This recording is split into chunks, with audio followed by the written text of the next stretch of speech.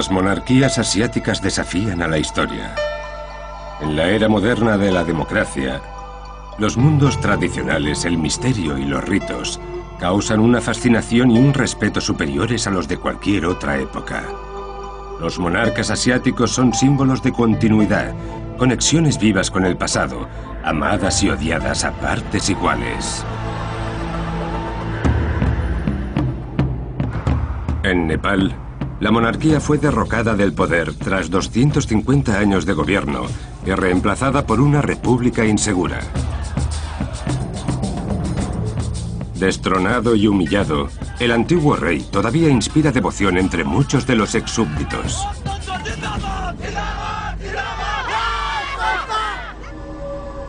La historia de los Shah es una historia de asesinatos, intriga, inteligencia y locura, envuelto en la sombra de un antiguo maleficio familiar. Y el acto final de este drama de sangre fue el asesinato del rey y la reina, perpetrado por su propio hijo, el heredero de la corona. La historia de los Shah es la historia de Nepal, una historia que todavía hoy divide a la nación.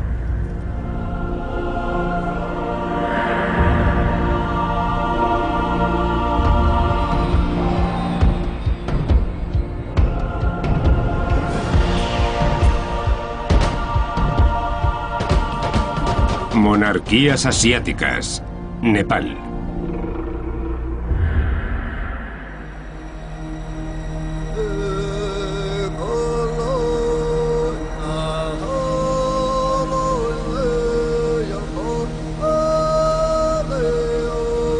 Para los visitantes, Nepal es una tierra montañosa, de una belleza incomparable, llena de templos e invadida por una devoción religiosa, donde el hinduismo y el budismo han coexistido en paz durante cientos de años.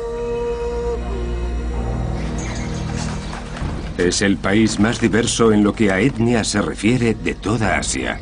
Múltiples culturas llevan siglos viviendo en armonía. Una armonía que nunca se ha reflejado en la historia de su familia real. El drama real de Nepal se centra en la capital, Katmandú, el centro de poder y de la política del país.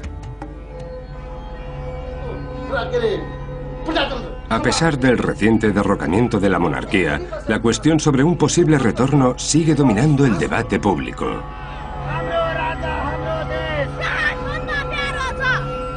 Los monárquicos y los antimonárquicos rivalizan entre sí bajo un gobierno inestable. We have to slaughter king. I have already told you, we have to slaughter king.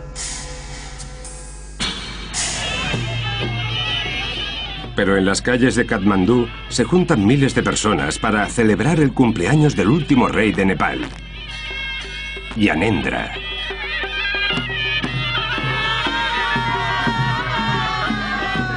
From my heart, I support my king, and he lives long life. La historia de Nepal y los Shah habla de luchas por la unidad y la armonía. Desde el fundador, Prithvi Narayan Shah, hasta hoy en día, los Shah se han caracterizado por un gobierno de violencia cíclica. Prithvi Narayan fue un gran guerrero, un cacique que unificó Nepal antes de fundar la dinastía real de los Shah. Rajendra Shah tenía una enfermedad mental y su reinado supuso la caída de la dinastía en el faccionalismo. Fue entonces cuando tuvo lugar el primer asesinato en masa dentro de la familia real. Tribhuvan Shah devolvió a la monarquía su protagonismo anterior tras casi un siglo de oscuridad, donde los monarcas no eran más que marionetas. Mahendra Shah flirteó con la política e intentó aumentar su poder, con lo que devolvió a su familia al faccionalismo y las luchas internas. Virendra Shah intentó modernizar la monarquía y marcar el comienzo de la democracia, y lo pagó con la vida.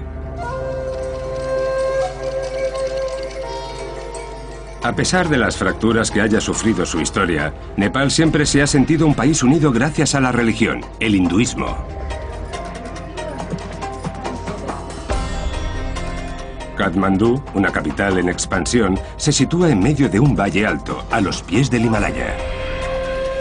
Los múltiples templos y estatuas de dioses tienen la misma relevancia hoy que tenían en el pasado.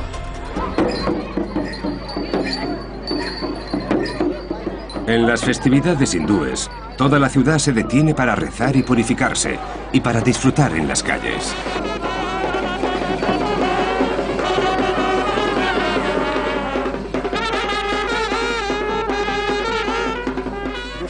Este festival de Nepal se conoce como el Hanai Purnima. Está relacionado con el dios hindú Shiva. Es un templo llamado Kumbheshwar. No solo es sagrado para los hindúes, también para los chamanes que pertenecen a la comunidad. Para ellos es un festival muy importante. Van muchos chamanes y el ruido de los tambores y la música de baile son ensordecedores. Primero se bañan en la charca para purificarse y después van al templo, un templo Shiva cercano. Allí rinden tributo al dios Shiva.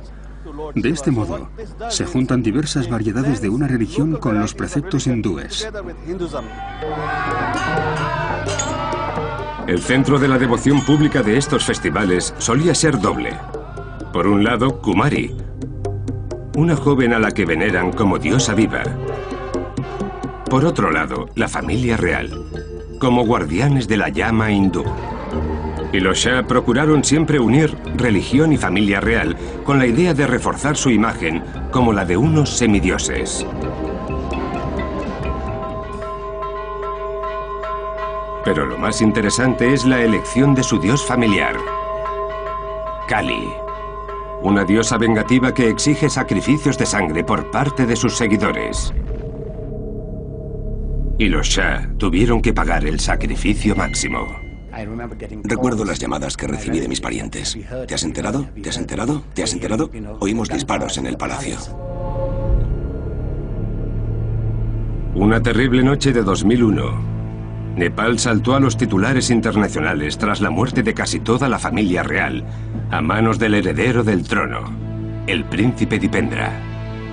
Durante una reunión familiar, un viernes noche, Dipendra se presentó fuertemente armado y disparó a su padre, el rey Virendra, a su madre, a su hermano, a su hermana y a otros 5 miembros de la familia. Justo después intentó suicidarse. Fue un golpe duro, muy duro, porque nadie esperaba que pudiese llegar a ocurrir tal atrocidad. Tras una vida adorándolos como semidioses, salió a la luz la naturaleza humana que los Shah llevaban dentro. No es un dios, te lo digo yo, no es un dios. Si lo fuese, esto no habría sucedido. Si los Shah no eran dioses en sí mismos, entonces quizá estuviesen sujetos a la voluntad de un dios real. Para Nepal, una tierra donde el mito y las leyendas forman parte de la vida diaria, la masacre de la familia real es simplemente el cumplimiento de un antiguo maleficio que había caído sobre el fundador de la dinastía Shah, Prithvi Narayan Shah. Cuenta la leyenda que un día Shah caminaba por el bosque cuando se encontró con un viejo sabio. De hecho, se trataba del venerado santo Yerakenov, disfrazado. Tal y como se esperaba de él, Shah le ofreció al anciano una taza de crema, una señal de respeto. El viejo bebió toda la crema y posteriormente la regurgitó y la echó de nuevo en el recipiente. Pidió al Shah que la bebiese ahora para demostrar su devoción. Shah, por la repulsa que le producía tal petición, tiró la taza al suelo, manchándose los pies con el líquido. Fue entonces cuando Yerakenov le echó el maleficio. Le dijo que su dinastía solo duraría tantas generaciones como dedos tenía en los pies, 10. El 11º rey sería el último. A lo largo de la historia, la maldición rondó la casa de los Shah, pero ¿se iba a cumplir realmente?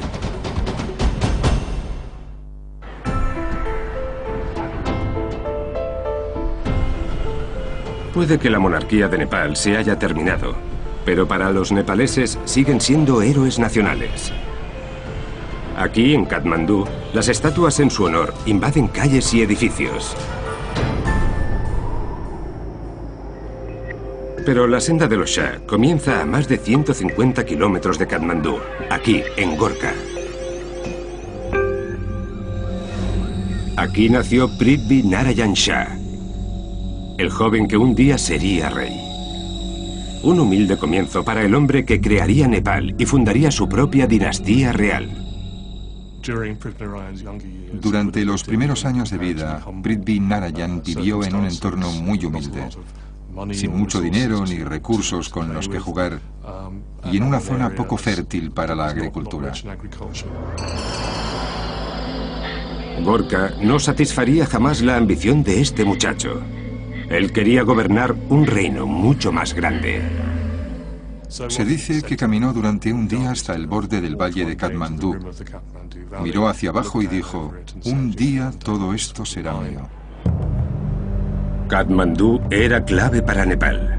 No solo era de las zonas más fértiles de la región, sino que además yacía en el medio de una ruta comercial muy importante que unía la India y el Tíbet.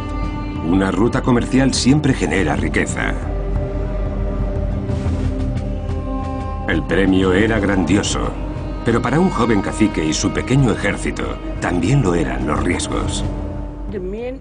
La estrategia principal que desarrolló Prithvi Narayan para conquistar el valle de Katmandú fue la de conquistar las zonas que rodeaban el valle. Más tarde, necesitaría un lugar desde donde dirigir un ataque a Katmandú en menos de 2 o 3 horas. El lugar que eligió fue Kirtipur. Durante 12 años, Prithvi Narayan Shah y su ejército sitiaron Kirtipur. Atacaron 4 veces hasta que al fin lo consiguieron. Pero el joven príncipe lo pagó bien caro. Perdió en batalla a su mejor general, Kalu Pandey, y a su propio hermano. La destreza del ejército de Shah forma parte del folclore tradicional de Kirtipur. No es difícil encontrar gente de la zona que te cuente una historia sobre el gris final de Kalu Pandey. Esta es la puerta principal por la que entró Kalu Pandey cuando lo derrotaron. Los soldados de Kirtipur lo persiguieron y él logró escapar. Cayó por un terraplén de 200 o 300 metros y abajo fue donde lo cogieron. A continuación le cortaron la cabeza. Los dos ejércitos contaron múltiples bajas. Finalmente, Shah intentó buscar una solución y habló con el líder de Kirtipur para entrar de forma pacífica en la ciudad. Tenían una especie de acuerdo con Kirtipur y sus líderes. Le facilitarían la entrada, pero se ve que en el último momento cambiaron de idea. En el último segundo, Kirtipur cerró sus puertas a Shah y se reanudó el sanguinario asedio. Cuando por fin se rindió Kirtipur, Shah se vengó de su pueblo y cortó los labios y la nariz a todos los varones de la ciudad. ¿Por qué cortar la nariz? Pues se trataba de un castigo tradicional en la Gorka de aquellos días. Se aplicaba a las mujeres infieles. Era el castigo para el adulterio. Y quizá para Prithvi Narayan, aquel pueblo le había sido infiel al romper el acuerdo sin previo aviso. Aquel acto brutal dio a Shah una reputación aterradora. En Katmandú gobernaba Jaya Prakashmala, quien huyó cuando oyó hablar de Shah y de que su ejército marchaba en dirección a la ciudad. Shah entró en Katmandú y la convirtió en capital en 1769, pero no eran más que los cimientos del reino del Nepal. Prithvi Narayan Shah se convirtió en la gran figura nacional que es por su calidad de creador de la nación, o como dicen en Nepal, de unificador del país. Porque la visión nacionalista dice que Nepal ya existía, pero que estaba hecho trizas y que solo necesitaba un visionario para juntar las piezas. En 1775, solo unos años después de haber logrado el premio que ansiaba, aquel rey guerrero, el hombre que había creado un Nepal unificado, falleció y su corte cayó en el caos.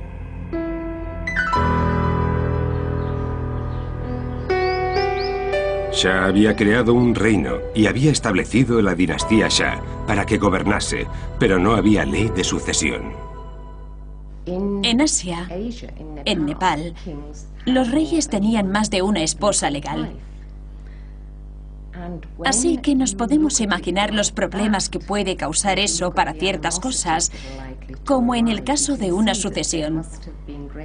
Guerras entre los hijos de las diferentes mujeres legales e incluso con los hijos de las concubinas. La tensión era enorme y las luchas cruentas. Pero las luchas internas no terminan ahí. Las peleas y las luchas tenían lugar más entre las familias de alrededor, pero no porque el propio rey Prithvi Narayan tuviese un sucesor de menor rango, sino porque eran menores, demasiado jóvenes.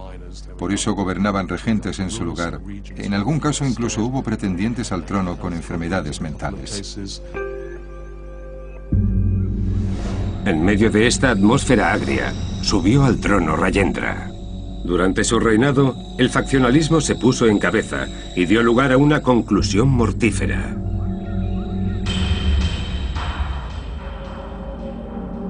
Rajendra subió al trono en 1816, con 3 años de edad.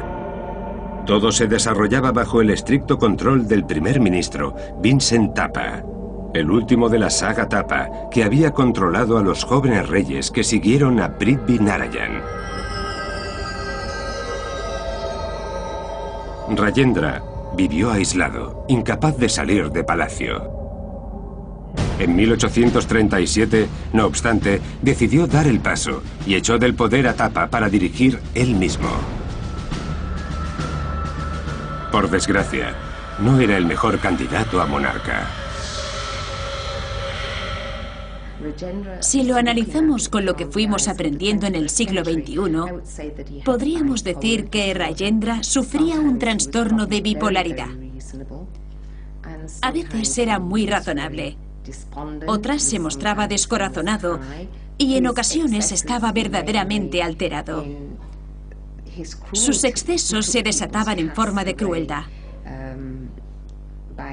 Humillaba a la gente embadurnándola con heces humanas. Publicaba edictos y leyes sin sentido y las cambiaba de un día para otro. Aquella falta de juicio y control se desveló también en la relación que mantuvo con sus 2 reinas y sus respectivos hijos. El comportamiento errático de Rajendra afectó sobre todo a su hijo mayor, el príncipe Surendra. Surendra debería haber sido el heredero al trono automáticamente, pero Rajendra salió a favor de la reina más joven, Lakshmi Devi. En 1843, Rajendra dictó un decreto que instaba a sus súbditos a obedecer únicamente a la reina Lakshmi Devi.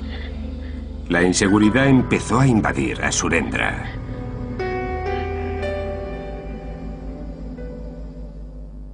Creo que su hijo era aún más peligroso que él, el joven Surendra. Y creo que, en cierto modo, se debía a la enfermedad de su padre, pero también a la infancia que había vivido. Su madre más joven y las cortesanas de esta intentaban deshacerse de él para favorecer a su hermano pequeño, el hijo mayor de Lakshmi. No es difícil imaginarse la inseguridad que te crea saber que viven intentando matarte.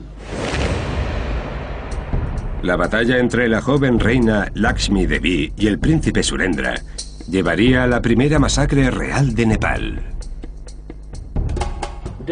La joven reina de Rajendra quería colocar a su hijo en el trono de Nepal y evitar que se le adelantase el príncipe heredero. Por ese motivo, la reina pidió ayuda a una de las cortesanas llamada Gagan Singh. Sin embargo, Gagan apareció muerta de repente. Con la muerte de Gagan Singh, la reina se sintió huérfana. Ya no tenía quien la ayudase a colocar a su hijo en el trono. La reina se aisló. Buscó ayuda en uno de los hombres más poderosos del reino, Jang Bahadur. Era comandante militar y manejaba un ejército grande. Ella le pidió que obligase a los principales cortesanos a reunirse para que ella encontrase al asesino de su cortesana favorita, Gagan Singh. En vez de detectar al asesino, los propios cortesanos entraron en conflicto unos con otros, hasta que los de mayor rango fallecieron en las disputas. Solo sobrevivieron Jang Bahadur y su hermano, quienes iniciaron la dinastía Rana en Nepal. En medio del caos que siguió a la masacre de la corte, Jang Bahadur vio la oportunidad de tomar el control, instigó un golpe de estado y derrocó al rey. Envió a Rajendra y a Lakshmi Devi al exilio e instaló a Surendra en el trono. Al igual que había hecho la familia Thapa antes que él, mantuvo bajo arresto domiciliario al joven rey, totalmente controlado. Y se nombró primer ministro vitalicio. Aprendió de los errores de los Shah y estableció una línea de sucesión para que su familia heredase su despacho, y creó el título hereditario de los Rana. Así se inició un siglo de gobierno por parte de los Rana, con una sucesión de reyes marioneta. ¿Qué podían hacer los Shah para recuperar el gobierno de Nepal?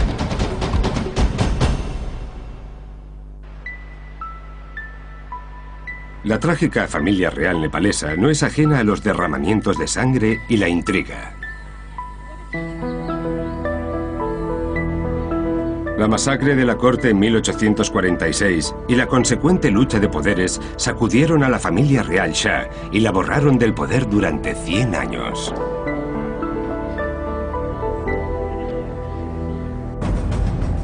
Tras décadas de políticas y gobernantes inestables, emergieron entre la élite de Nepal los Rana, una dinastía de primeros ministros sin escrúpulos. Los Shah siguieron bajo arresto domiciliario, cual figurones enclaustrados en palacio. Había una especie de monarquía simbólica con cierta autoridad ante los Rana, pero que en la práctica no tenía poder alguno. La gente dice que la monarquía Shah reinó, pero no gobernó, que fueron los Rana quienes verdaderamente guiaron al país, eso sí, con los reyes actuando de marionetas para ellos. Los Rana mantuvieron el poder gracias a que lograron no caer en el mismo error que los Shah. Ellos establecieron de antemano las leyes de sucesión. Los Rana adoptaron una línea de sucesión que no se basaba en el principio de primogenitura. En caso de fallecer el primer ministro Rana, lo sucedería en el puesto el miembro más mayor de la familia. Con ese sistema, evitaban tener problemas con la sucesión de menores de edad. Todos aquellos que se convirtiesen en primer ministro serían adultos hechos y derechos. La mayoría rondaría los 40 o 50 años de edad. Por eso, ningún primer ministro resultó ser menor de edad. Los Rana habían aprendido de los errores de las monarquías, pero también de la visión del fundador de Nepal. Personalmente creo que los Rana pensaron que la mejor forma de evitar algo semejante a lo que había hecho Prithvi Narayan era cerrar las fronteras. De ese modo, nada malo se colaría en tu nación. Los enemigos no podrían infiltrarse. Mantuvieron Nepal como estado independiente y con una identidad única. Su deseo era conservar la santidad de sus fronteras, lo que los llevó a buscar un aliado en la región.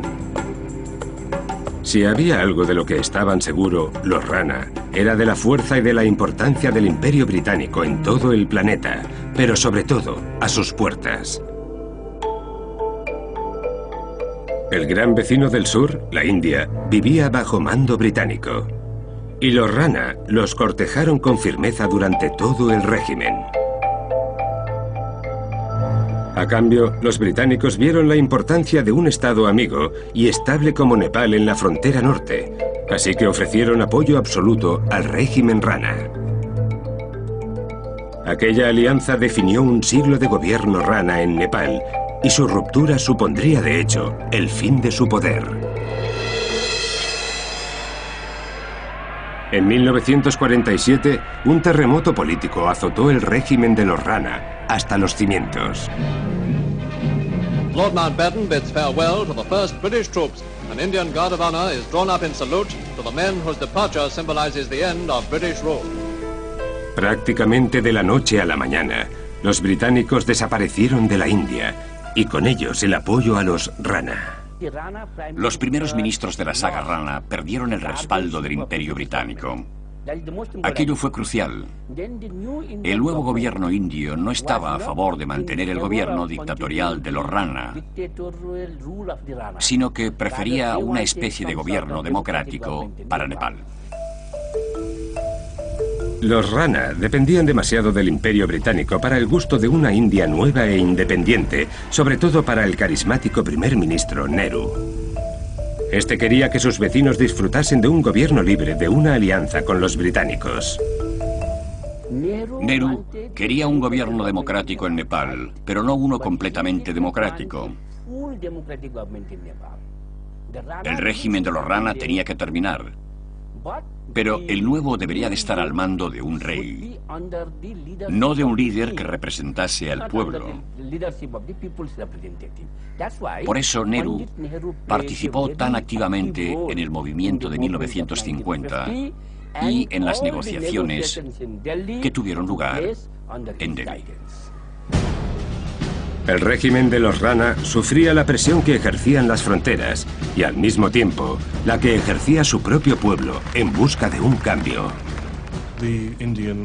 El movimiento nacionalista indio, un movimiento propiciado por el Partido del Congreso, buscaba conseguir la independencia de la India e influyó notoriamente en un número reducido de la clase media nepalesa de alta alcurnia que estudiaba en las ciudades indias durante las décadas de los 30 y los 40.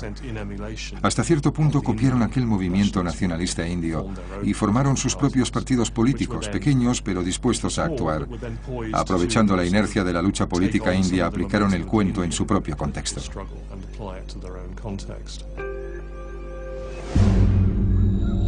Nepal necesitaba un nuevo gobernante y un gobierno nuevo. Todas las miradas apuntaban de nuevo a los Shah. Tribhuvan llevaba en el trono desde 1911, pero al igual que a sus predecesores, los Rana habían controlado cada movimiento suyo. Primero fue Yooda Shansher Rana y después, en 1945, Mohan Shansher Rana. Tribhuvan era demasiado débil como para quitarles el poder él solo, así que pensó que los líderes de los nuevos movimientos democráticos sí podrían. Cuando se fueron los británicos, los Rana tuvieron que enfrentarse a la oposición que se estaba gestando, y entre 1949 y 1950 se dio una insurrección armada. También lograron involucrar al rey y mostrarle que le conseguirían el poder si los ayudaba en su lucha por conseguir la democracia. Así fue, no tardó en volver a gobernar plenamente.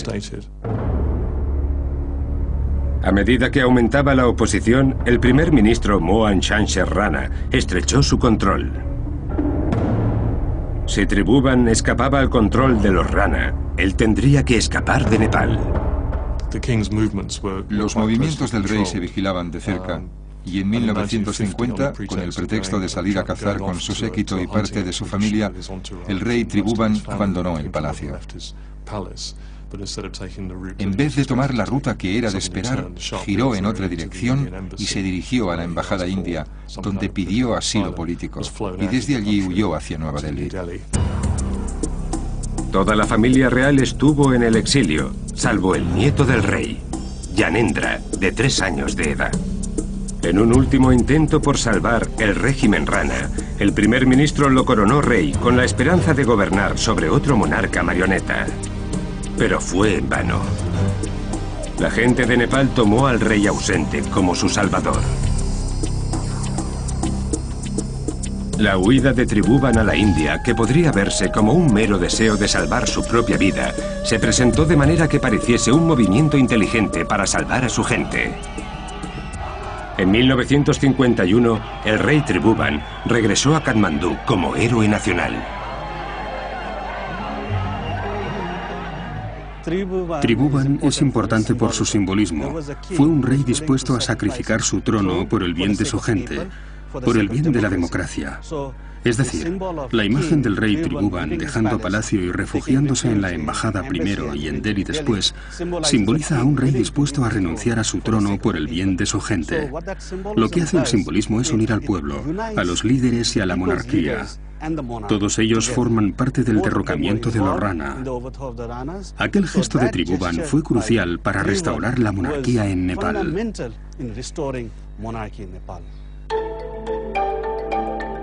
Tras recuperar su trono, Tribhuvan cumplió su parte del acuerdo con los líderes del movimiento democrático y abrió las puertas al cambio. Todo el mundo, sin excepción, lo considera el padre de la democracia en Nepal. Las fuerzas republicanas no se han atrevido a atacar esa fuerza que emana. Tras siglos de gobierno absolutista, desde los primeros Shah hasta los Rana, la transición a una democracia plena no iba a ser fácil. La democracia en la que se embarcaron en 1950 era muy inestable. La inestabilidad política era muy intensa y lo siguió siendo hasta que falleció en 1955. Su hijo lo sucedió en el trono. Se convertiría en el rey Mahendra.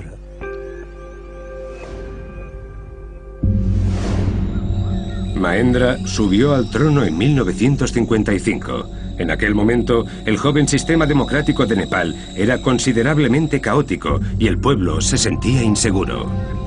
Él vio la oportunidad de imponer su autoridad a la nación y de llevar a su país a una nueva era. Era una persona muy ambiciosa. Había crecido en un entorno muy tradicional. No contaba con la educación occidental. A él lo habían educado dentro de palacio, pero como a un futuro monarca hindú conservador. Para él, su papel era el de protector del reino, benefactor. Mahendra decidió recuperar algunos de los poderes tradicionales del rey, pero al mismo tiempo abrirse a influencias más modernas. Cuando se hizo cargo de las responsabilidades del cargo, intentó ser un gobernante benevolente, en cierto sentido. Un dictador benevolente, digamos.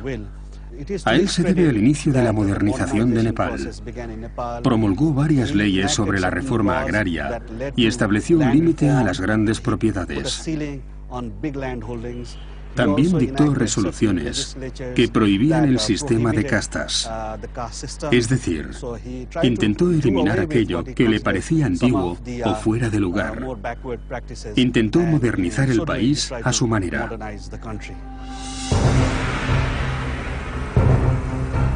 Mahendra caminaba sobre la cuerda floja en su intento por actuar como fuerza modernizadora, a la vez que como dictador benevolente. Fue precisamente esta contradicción que trajo al trono de Nepal, la que pondría fin a la casa de los Shah, en una noche de horror inimaginable.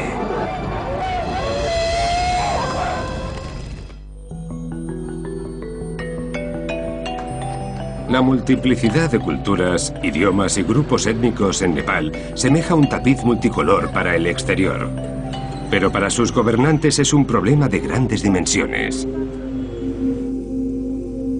Mahendra intentó luchar por ese rol doble de dictador benevolente y modernizador.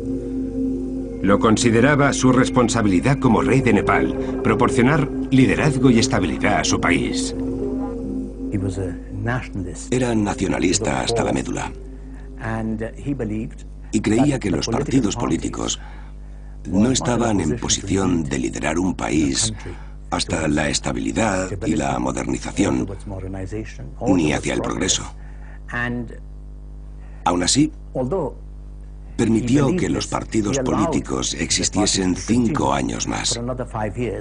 Pero en 1960 declaró que no era posible gobernar el país si seguían existiendo los partidos políticos. Quedaban, por tanto, suprimidos.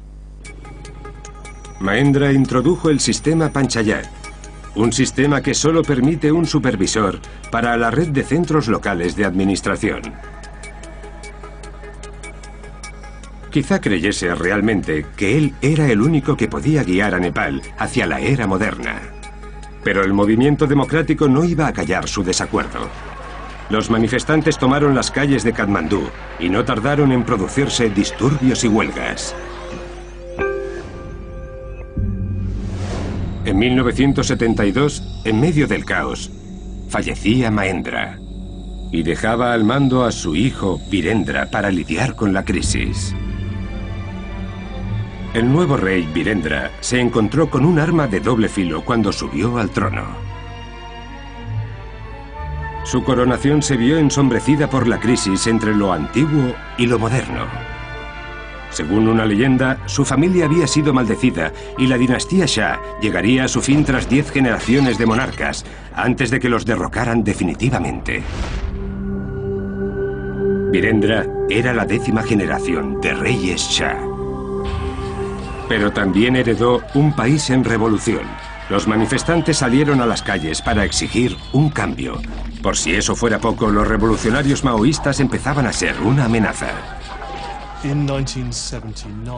En 1979, al tener que enfrentarse a las revueltas de estudiantes en las calles de Katmandú, declaró que habría un referéndum nacional sobre el sistema político del país. El pueblo podría decir si quería continuar con lo que por entonces se llamaba sistema Panchayat o si por el contrario prefería iniciar una democracia con diversos partidos políticos a los que votar. Cuando al pueblo se le ofreció esta opción, dijo: vaya, Virendra nos está dejando elegir. Creo que con ese gesto ganó muchas simpatías. Era una muestra de que quería saber la opinión de su gente. El referéndum tuvo lugar y por una mínima diferencia se mantuvo el sistema sin partidos, el Panchayat. A pesar de eso, la gente pedía cambios. A principios de 1990, la situación explotó de nuevo en las calles. Esta vez con consecuencias desastrosas. Al ver que sus ciudadanos se estaban jugando la vida, Virendra accedió a dejar la monarquía absolutista y a convertirse en un monarca constitucional. Un movimiento que trajo la paz al pueblo, pero que tuvo consecuencias muy graves dentro de la familia real. Se dice que el rey Virendra no contaba con el apoyo de su familia para abrirse a la democracia. Se dice también que su madre, la reina Ratna, esposa del rey Mahendra, prefería que todo continuase como lo había dejado su esposo antes de morir. Al igual que la reina Aishwarya, esposa del propio Virendra, quien disfrutaba en su papel de reina todopoderosa. Tampoco su hermano Gyanendra estaba a favor de entregar su poder al pueblo. Una vez más, había un rey Shah entre la espada y la pared. Da la sensación de que esta familia no estaba bien, ¿verdad? Si echamos la vista atrás unos 10 años, más o menos, es difícil especular sobre la relación entre los miembros de la familia. Pero es cierto que da la sensación de que no eran una familia muy unida. Siempre pareció que dentro de Palacio había también diversas facciones que luchaban con fuerza por evitar la democratización del país. A pesar de la oposición de su propia familia, Virendra entregó su poder a un gobierno electo, aunque los problemas de Nepal no cesaron con eso. El nuevo gobierno tuvo múltiples conflictos internos y su eficacia era escasa, así que llegó a Nepal un nuevo movimiento, el comunista. Tras la década de 1990, la ineficacia del gobierno electo a la hora de regir el país de manera satisfactoria ocasionó un levantamiento maoísta dentro del Partido Comunista. Más tarde, explotó en forma de violencia en muchas zonas del país. En 1996, los maoístas anunciaron la guerra y lanzaron una campaña de ataques. Costó la vida a 14.000 personas. Mientras, en Palacio, la familia real no se ponía de acuerdo sobre cómo poner fin a la insurgencia. Algunos optaban por una intervención militar. Virendra, sin embargo, cada vez más solo, prefería un enfoque menos brusco. Uno de los datos que debemos recordar es que el ejército real nepalés no se desplegó contra los insurgentes maoístas hasta que estos ya habían tomado gran parte del país.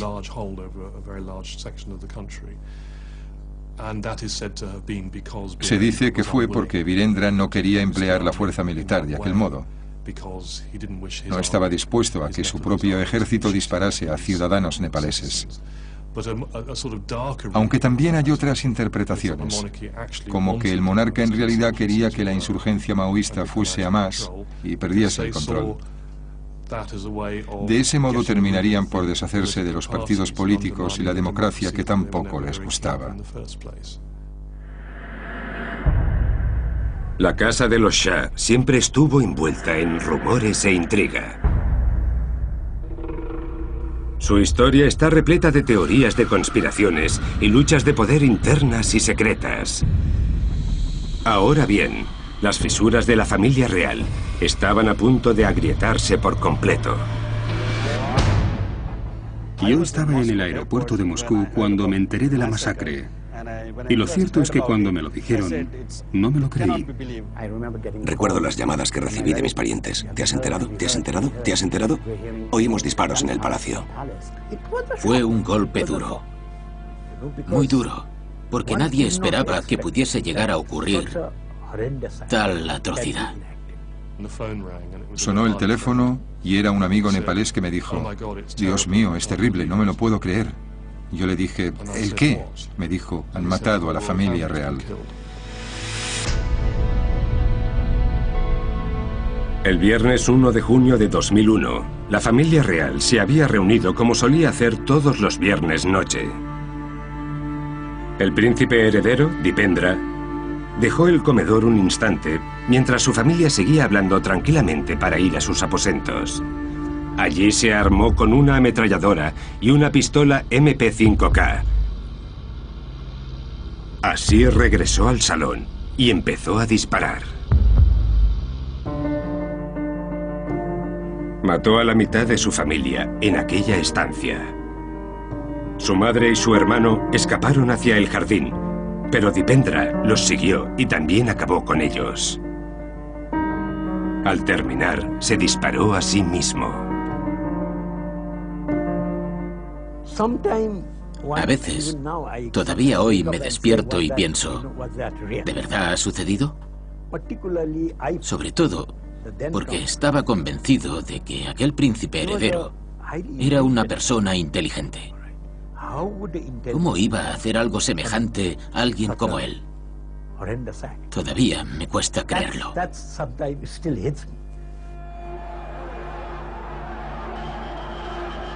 Nadie sabe con certeza por qué Dipendra mató a su familia. Y como ha sucedido siempre con la familia real nepalesa, las teorías de conspiración son múltiples. Hay quien dice que Dipendra quería derrocar a su padre para ser él mismo rey, con el objetivo de regresar a la monarquía absolutista. Otros dicen que, en realidad, todo fue una maniobra de su tío, hermano pequeño del rey, para ocupar su puesto. Y también los hay que dicen que Dipendra simplemente estaba enfadado con sus padres porque no le permitían casarse con la mujer que amaba, Ridiani Rana, miembro de la infame dinastía Rana, viejos enemigos de los Shah. En la historia y en la mitología hindú son comunes las historias sobre reyes que matan a otros reyes. Pero que un hijo matase a su padre, un fratricidio o un regicidio, eso no. Ni un matricidio. Eso no había ocurrido jamás. Ni siquiera en las mitologías griega o hindú se oyó hablar de algo semejante. Fue algo inaudito. La dinastía Shah estuvo inmersa en la mitología desde sus inicios, con aquella maldición que habían echado a su fundador, Prithvi Narayan, que al final parece haberse cumplido. Virendra, el 10º rey de la dinastía Shah, había fallecido, y se suponía que el 11º señalaría el final, la caída de la casa de los Shah.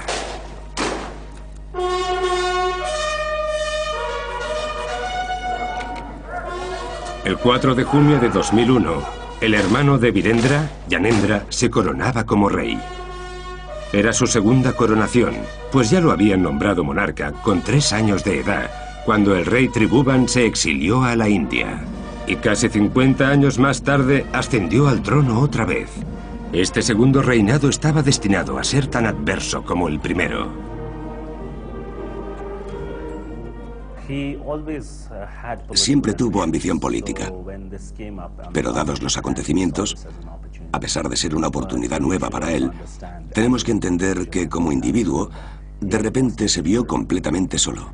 Había perdido a toda su familia. Los sucesos le afectaron mucho. No tenía quien lo quisiera, al pueblo no le gustaba y se acercaba una revolución maoísta. Sin duda las circunstancias no eran muy favorables para que un hombre mayor iniciase una nueva carrera. Sin embargo, supo cómo dejar huella. El rey Gyanendra era de ideas conservadoras. Era de los que pensaba que un rey debía ejercer su poder. Y cuando subió al trono, fue mostrando que su intención era ejercer su poder real, con todo lo que eso conllevaba. La esperanza de que Gyanendra continuase la vía liberal que había iniciado su hermano se esfumó enseguida. Intentó suprimir tanto a los maoístas como a los partidos políticos al mismo tiempo.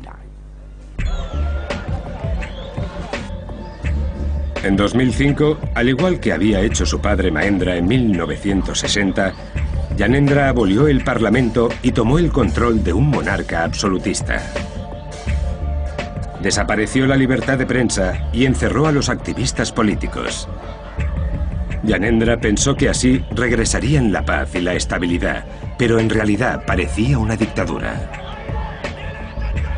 Y sería la gota que colmó el vaso de la dinastía Shah. Su intento de prohibir las dos fuerzas políticas y de imponer su propia manera de gobernar lo llevó al abismo y provocó la caída de la monarquía de Nepal. La gente no daba crédito a las acciones de Gyanendra y una vez más la violencia saltó a las calles de Nepal.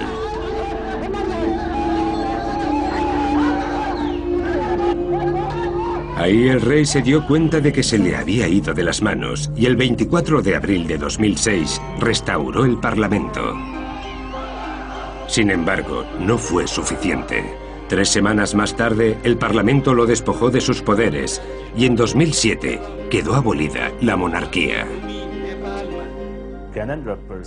Gyanendra en sí tuvo una gran oportunidad entre las manos, la de ser el gobernante con más éxito de toda la historia de Nepal, si hubiese seguido con las reformas de la modernización. Pero en lugar de eso, prefirió dedicarse a la política, y lo único que consiguió fue perder el trono. A pesar del derrocamiento de la monarquía, en Nepal todavía hay gente que sigue adorando a los Shah y que pide su vuelta.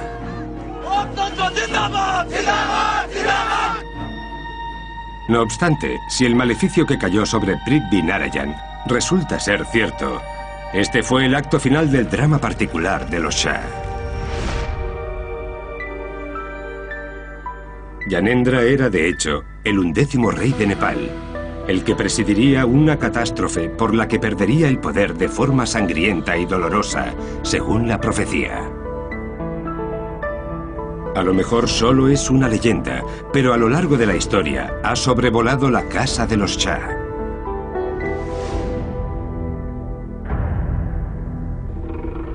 Criados en tiempos de guerra, los Shah vivieron hasta el final de sus días escapando de contiendas sangrientas e intrigas políticas, así hasta desaparecer en medio de la confusión y el horror.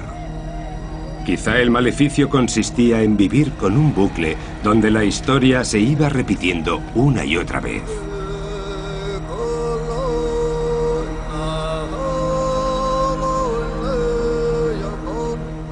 La historia de los Shah debería terminar aquí, pero quizá el ciclo los ponga en marcha de nuevo.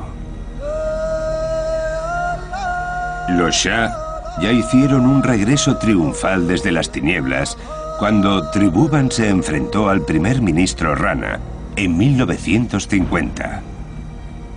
¿Quién nos dice a nosotros que los Shah no van a regresar nunca más al trono de Nepal?